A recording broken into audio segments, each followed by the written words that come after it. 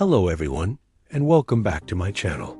Today, I want to share something a little different, something that's been on my mind for a while now.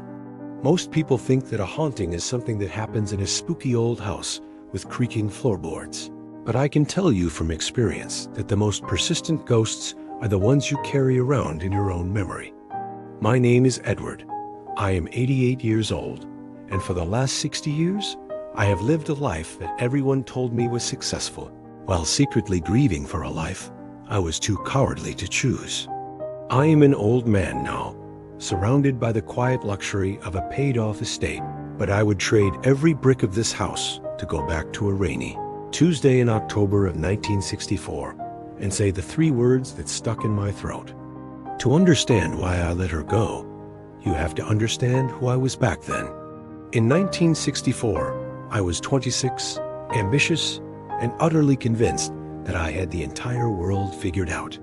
I was a junior associate at a prestigious law firm, wearing starched collars and focusing entirely on the trajectory of my career, believing that stability was the only God worth worshiping. And then there was Clara. Clara wasn't part of the plan. She was messy. She was loud. She painted abstract canvases that I didn't understand. And she drank her coffee black while sitting on the floor because she said chairs were too formal. She was the splash of color in my grayscale existence, and I loved her with a terrifying intensity that I didn't know how to handle. The problem with loving someone like Clara, when you are a man like Ira, is that it feels like losing control. I was building a life of predictability, a life where A leads to B and B leads to C. And Clara was a variable that I couldn't calculate. She wanted to travel. She wanted to live in a small apartment in the village and make art. She wanted to eat dinner at midnight and dance in the kitchen. I wanted a mortgage, a golden retriever, and a partner who would look the part at firm dinners. I loved her, but I loved my image of success just a little bit more. Or perhaps I was just too afraid that a life with her would consume me. The day she left is etched into my mind with a clarity that hasn't faded in 6 decades. It wasn't a dramatic movie scene with screaming and throwing things. It was quiet, which makes it worse. She had been offered a chance to study art in California, a dream she had talked about since the day we met. She came to my apartment, sitting on the edge of my beige sofa, and she looked at me with those wide, hopeful eyes and asked me a simple question. She didn't ask me to come with her because she knew I wouldn't leave my job. She asked me, "Edward, give me one reason to stay. Tell me that we are worth more than your 5-year plan, and I will unpack my bags right now." I sat there, freezing in my suit and tie, and I ran the calculations in my head. I thought about the risk. I thought about how irrational it would be to ask her to stay when I wasn't sure if I could be the man she needed. I thought about the partners at the firm and what they would think of me marrying a bohemian artist. My pride and my fear formed a knot in my throat, and instead of begging her to stay, instead of getting down on my knees and telling her that she was the oxygen in my lungs, I simply said, "You should go. It's a good opportunity for you." I watched the light go out of her eyes. It was a subtle shift, a dimming, as if she finally realized that the man she loved was actually a coward disguised as a pragmatist. She stood up, kissed me on the cheek a dry, final kiss, and walked out the door. I stood at the window and watched her get into a taxi, telling myself that I had done the mature thing, the sensible thing. I told myself that the pain in my chest was temporary, that I would find someone more suitable, someone who fit into the puzzle I was building. And I did. I married a wonderful woman named Joyce 3 years later.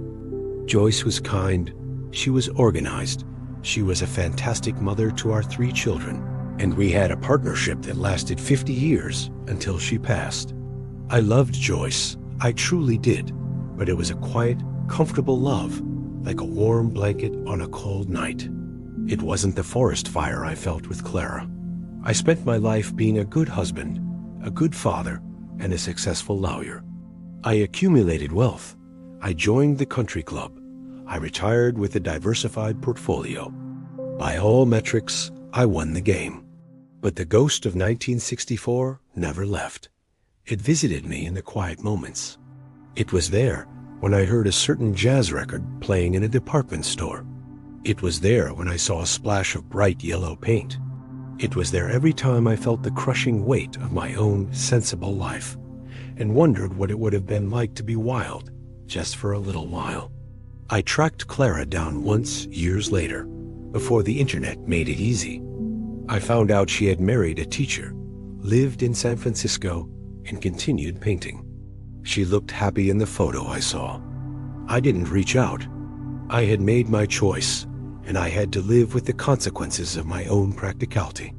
The realization I have come to at 88 is that safety is a very expensive thing to buy, because you often pay for it with your joy. I spent my 20s and 30s building a fortress of security, terrified of making a mistake, terrified of the unknown. I thought that if I controlled everything, I would be happy. But control is not happiness. Control is just the absence of risk. I avoided the risk of heartbreak with Clara, but in doing so, I ensured a lifetime of what if. I avoided the messes of her life, but I also missed out on the magic. I am sitting here now in a leather chair that cost more than my father made in a year, and I am telling you that it doesn't matter. None of the stuff matters.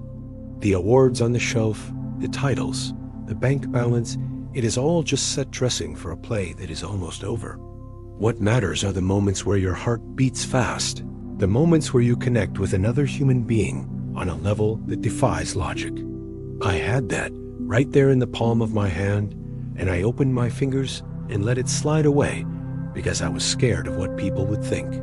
If you are listening to this, and there is someone in your life who makes you feel alive, who makes the colors seem brighter, who challenges your rigid plans, do not let them walk out that door.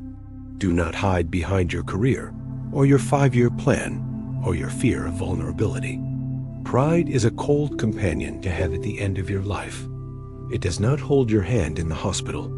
It does not keep you warm. I am 88 years old, and I have had a good life, a respectable life.